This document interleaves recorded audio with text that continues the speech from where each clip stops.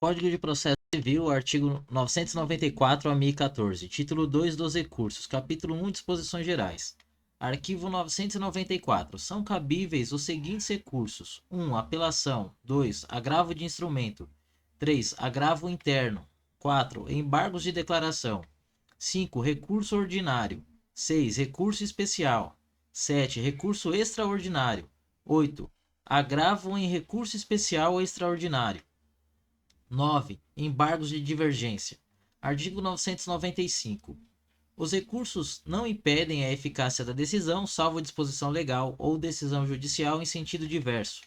Parágrafo único. A eficácia da decisão recorrida poderá ser suspensa por decisão do relator se, da imediata produção de seus efeitos, houver risco de dano grave, de difícil ou impossível reparação, e ficar demonstrada a probabilidade de provimento do recurso. Artigo 996. O recurso pode ser interposto pela parte vencida, pelo terceiro prejudicado e pelo Ministério Público, como parte ou como fiscal da ordem jurídica. Parágrafo único. Cumpre ao terceiro demonstrar a possibilidade de a decisão sobre a relação jurídica submetida à apreciação judicial atingir direito de que se afirme titular ou que possa discutir em juízo como substituto processual. Artigo 997. Cada parte interporá o recurso independentemente, no prazo e com observância das exigências legais. Parágrafo 1º. Sendo vencido o autor e réu, ao recurso interposto por qualquer deles poderá aderir o outro. Parágrafo 2º. O recurso adesivo fica subordinado ao recurso independente, sendo-lhe aplicáveis as mesmas regras deste quanto aos requisitos de admissibilidade e julgamento no tribunal, salvo disposição legal diversa, observado ainda o seguinte: parágrafo 1º. Será dirigido ao órgão perante o qual o recurso independente fora interposto, no prazo de que a parte dispõe para responder. 2. Será admissível na apelação, no recurso extraordinário e no recurso especial. 3. Não será conhecido se houver desistência do recurso principal ou se for ele considerado inadmissível. Artigo 988. O recorrente poderá, a qualquer tempo, sem a anuência do recorrido ou dos litisconsortes, resistir do recurso. Parágrafo único. A desistência do recurso não impede a análise de questão cuja a repercussão geral já tenha sido reconhecida e daquela objeto de julgamento de recursos extraordinários ou especiais repetitivos. Artigo 999. A renúncia ao direito de recorrer independe da aceitação da outra parte. Artigo 1000. A parte que aceitar expressa ou tacitamente a decisão não poderá recorrer. Parágrafo único. Considera-se a aceitação tácita a prática, sem nenhuma reserva, do ato incompatível com a vontade de recorrer. Artigo 1001. Dos despachos não cabe recurso. Artigo 1002. A decisão pode ser impugnada no todo ou em parte. Artigo 1003. O prazo para interposição de recurso conta-se da data em que os advogados, a sociedade de advogados, a advocacia pública, a defensoria pública ou o Ministério Público são intimados da decisão. Parágrafo 1º. Os sujeitos previstos no caput considerar-se-ão intimados em audiência quando nesta for proferida a decisão.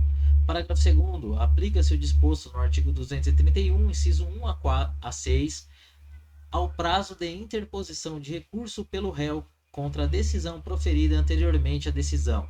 Parágrafo 3º. No prazo para a interposição de recurso, a petição será protocolada em cartório ou conforme as normas de organização judiciária, ressalvado o disposto em regra especial. Parágrafo 4º. Para aferição da tempestividade do recurso remetido pelo correio, será considerada como data de interposição a data de postagem. Parágrafo 5º. Excetuados os embargos de declaração, o prazo para interpor os recursos e para responder é de 15 dias. Parágrafo 6º. O recorrente comprovará a ocorrência de feriado local no ato da interposição de recurso. Artigo 1004. Se durante o prazo para interposição do recurso sobrevier o falecimento da parte ou de seu advogado, ou ocorrer motivo de força maior que suspenda o curso do processo, será tal prazo substituído em proveito da parte, do herdeiro ou do sucessor, contra quem começará a correr novamente depois da intimação. Artigo 1005. O recurso interposto por um dos litisconsortes a todos aproveita, salvo ser distintos ou opostos os seus interesses. Parágrafo único. Havendo solidariedade passiva, o recurso interposto por um devedor aproveitará aos outros quando as defesas opostas ao credor lhes forem comuns. Artigo 1006. Certificado o trânsito em julgado, com menção expressa da data de sua ocorrência, o escrivão ou chefe de secretaria, independentemente de despacho, providenciará a baixa dos autos ao juízo de origem no prazo de 5 dias. Artigo 1007. No ato de interposição do recurso, o recorrente comprovará, quando exigido pela legislação pertinente, o respectivo preparo, inclusive porte de remessa e de retorno, sob pena de deserção. Parágrafo 1º. São dispensados de preparo, inclusive porte de remessa e de retorno, os recursos interpostos pelo Ministério Público, pela União, pelo Distrito Federal, pelos estados, pelos municípios e respectivas autarquias e pelos que gozam de isenção legal. Parágrafo 2º. A insuficiência no valor do preparo, inclusive porte de remessa e de retorno, implicará deserção se o recorrente intimado na pessoa de seu advogado não vier a supri-lo no prazo de 5 dias. Parágrafo 3º. É dispensado o recolhimento do porte de remessa e de retorno no processo em autos eletrônicos. Parágrafo 4º. O recorrente que não comprovar no ato de interposição do recurso o recolhimento do preparo, inclusive porte de remessa e de retorno, será intimado na pessoa de seu advogado para realizar o recolhimento em dobro, sob pena de deserção. Parágrafo 5º. É vedada a complementação se houver insuficiência parcial do preparo, inclusive porte de remessa e de retorno, no recolhimento realizado na forma do parágrafo 4º. Parágrafo 6º.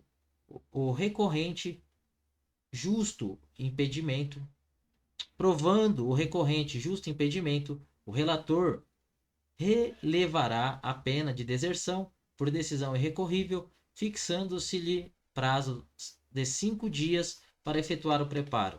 Parágrafo 7º. O equívoco no procedimento de guia de custas não implicará a aplicação da pena de deserção, cabendo ao relator, na hipótese de dúvida quanto ao recolhimento, intimar o recorrente para sanar o vício no prazo de 5 dias. Artigo 1008. O julgamento proferido pelo tribunal substituirá a decisão impugnada no que tiver sido objeto de recurso. Capítulo 2. Da apelação. Artigo 1009. Da sentença cabe a apelação. Parágrafo 1º.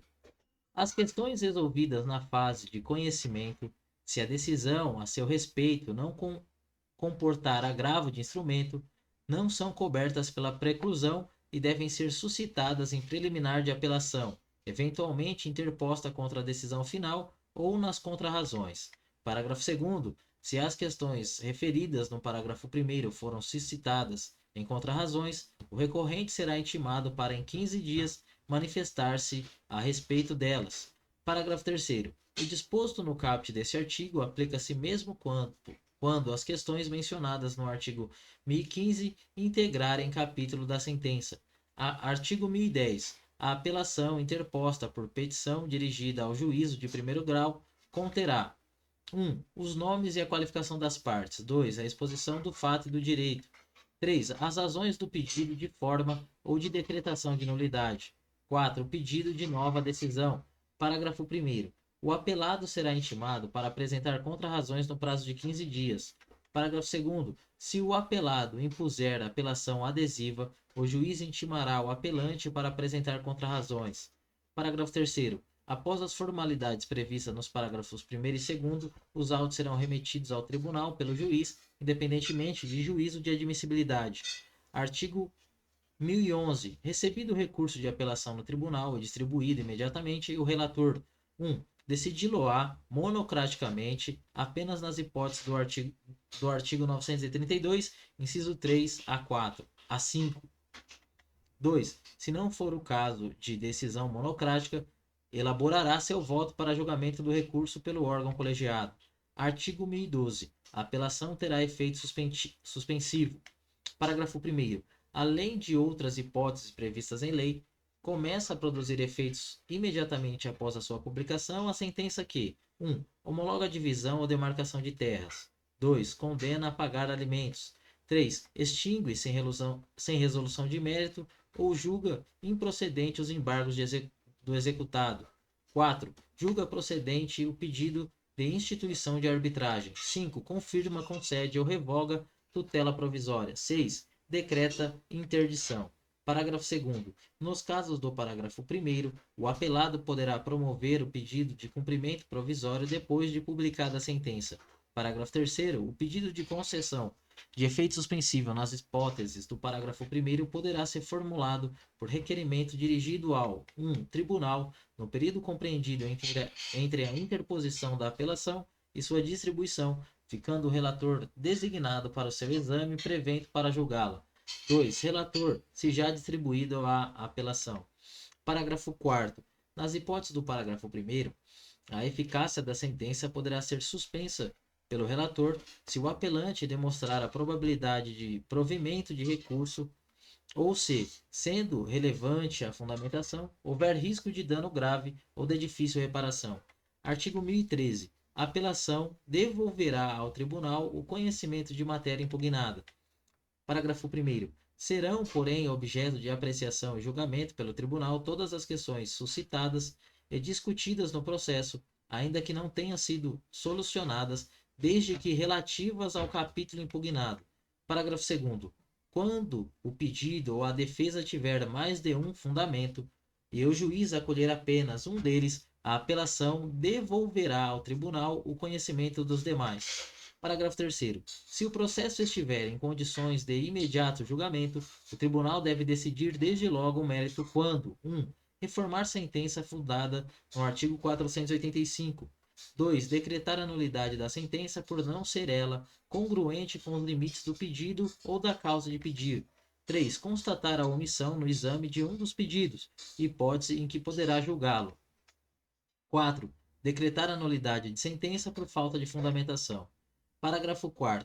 Quando reformar sentença que reconheça a decadência ou a prescrição, o tribunal, se possível, julgará o mérito, examinando as demais questões, sem determinar o retorno do processo ao juízo de primeiro grau. Parágrafo 5º. O capítulo da sentença que confirma, concede ou revoga a tutela provisória é impugnável na apelação. Artigo 1014. As questões de fato são propostas no juízo inferior, poderão ser suscitadas na apelação se a parte provar que deixou de fazê-lo por motivo de força maior.